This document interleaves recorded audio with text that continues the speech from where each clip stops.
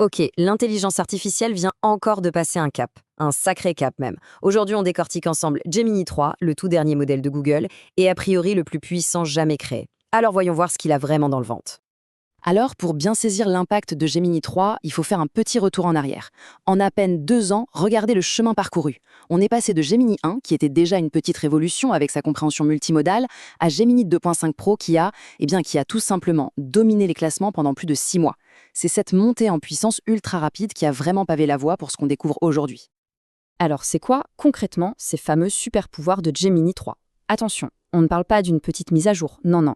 Il s'agit d'une véritable fusion entre un raisonnement de pointe et une compréhension multimodale si poussée que l'objectif, c'est de pouvoir donner vie à n'importe quelle idée.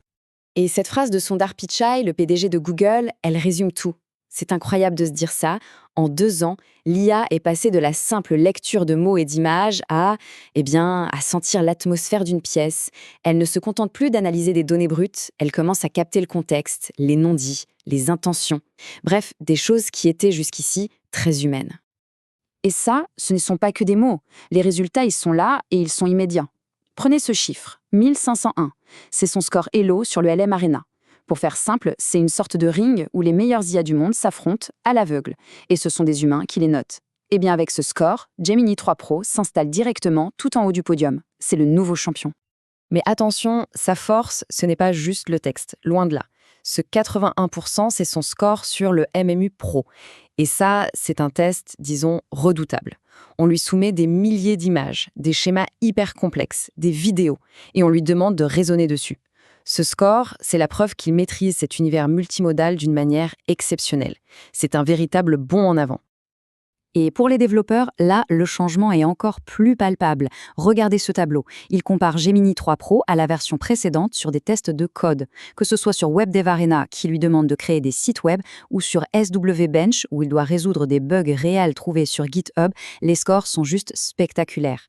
On parle d'une capacité à écrire et à corriger du code de façon quasi autonome.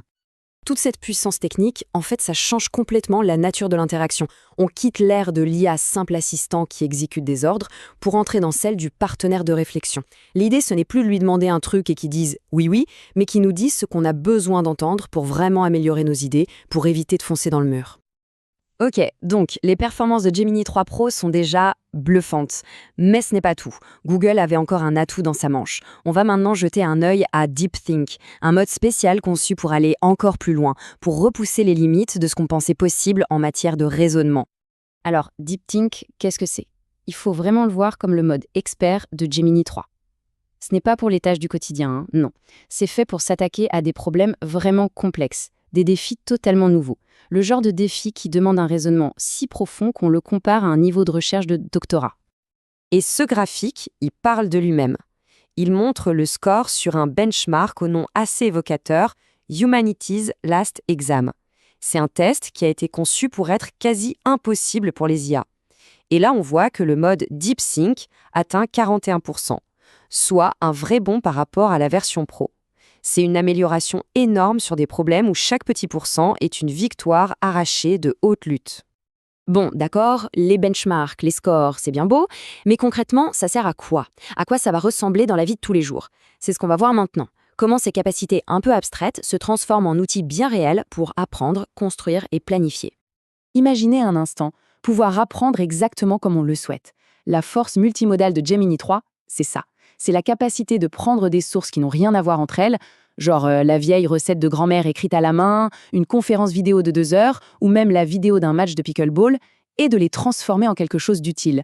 Un livre de cuisine interactif, des fiches de révision, un plan d'entraînement sur mesure, c'est l'apprentissage personnalisé, mais à un tout autre niveau. Et pour ceux qui créent, qui développent, c'est peut-être là que le changement est le plus radical. D'un côté, on avait l'ancienne méthode, l'IA comme un outil, une sorte d'assistant qui aide à compléter le code. De l'autre, on a la nouvelle méthode, l'IA comme un véritable partenaire. Un partenaire qui peut de manière autonome planifier et exécuter des tâches complexes. Ça libère le développeur pour qu'il se concentre sur l'essentiel, la vision globale. Et ça nous amène à un concept que je trouve fascinant, le vibe coding. L'idée, c'est de ne plus avoir à tout décrire dans les moindres détails techniques. À la place, on donne une instruction générale, une ambiance. Par exemple, crée-moi une interface fun et colorée pour une appli météo. Et l'IA, parce qu'elle comprend la nuance, va construire une interface riche qui correspond à cette intention et pas juste au mot exact du prompt. Cette capacité à planifier sur le long terme, c'est absolument crucial. Le graphique montre que sur des tâches complexes, qui demandent plusieurs étapes, Gemini 3 Pro est bien plus performant que les autres. Concrètement, qu'est-ce que ça veut dire? Eh bien, ça veut dire qu'on peut lui confier des missions plus ambitieuses, comme « organise toute ma boîte mail pour la semaine » ou « planifie et réserve mon prochain voyage de A à Z ». Et il sera capable de le faire de manière fiable, sans perdre le fil en cours de route. Évidemment, une telle puissance, ça vient avec d'énormes responsabilités. La question de la sécurité est centrale.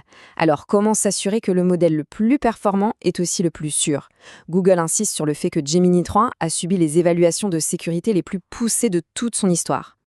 Et l'idée forte ici, c'est que la sécurité n'a pas été ajoutée à la fin, comme une rustine. Elle est intégrée au cœur même du modèle.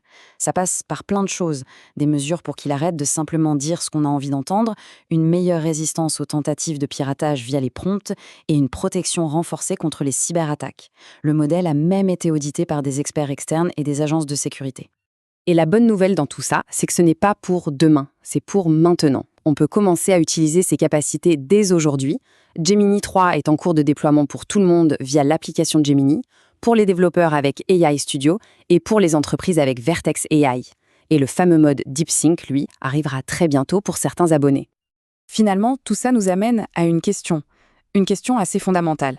Est-ce qu'on n'est pas en train d'assister, là, en direct, au moment précis où l'IA bascule, où elle cesse d'être un simple assistant pour devenir un véritable collaborateur? C'est peut-être tout notre rapport à la technologie qui est en train de se redéfinir juste sous nos yeux. Voilà pour ce décryptage complet de Gemini 3. Si ce genre d'analyse en profondeur vous plaît, si vous voulez continuer à explorer avec nous les grandes avancées qui façonnent notre futur, le meilleur moyen de nous soutenir, c'est de vous abonner à la chaîne. Ça nous aide énormément et ça vous assure de ne rien manquer. Merci d'avoir été là et à très bientôt.